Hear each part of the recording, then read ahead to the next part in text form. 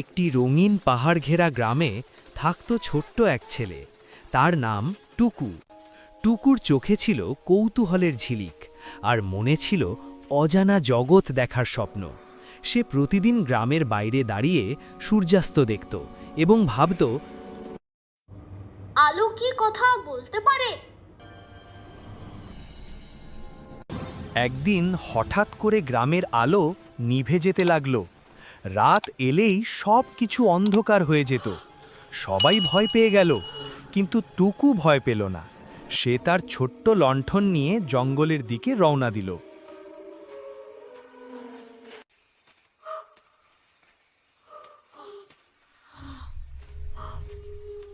জঙ্গলের গভীরে সে পেল এক উজ্জ্বল ছোট প্রাণী, নাম তার আলো।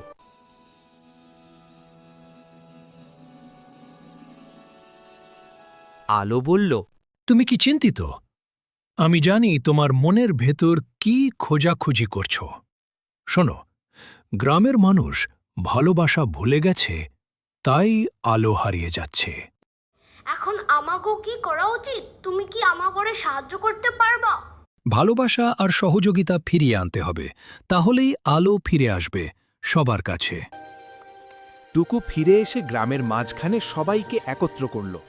সে সবাইকে বলল, আলো শুধু লণ্ঠনে নয়, মানুষের মনেও থাকে।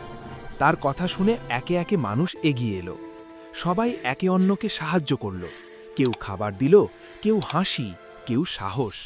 এই ছোট ছোট সাহায্য, হাসি আর সাহস একসাথে মিলেই ধীরে ধীরে অন্ধকার ভেদ করে আলো ফিরিয়ে আনল। গ্রাম আবার আনন্দে ভরে উঠল। আলো বলল, যেখানে ভালোবাসা আছে সেখানেই আলো থাকে। যেখানে ভালোবাসা আছে সেখানেই আলো থাকে।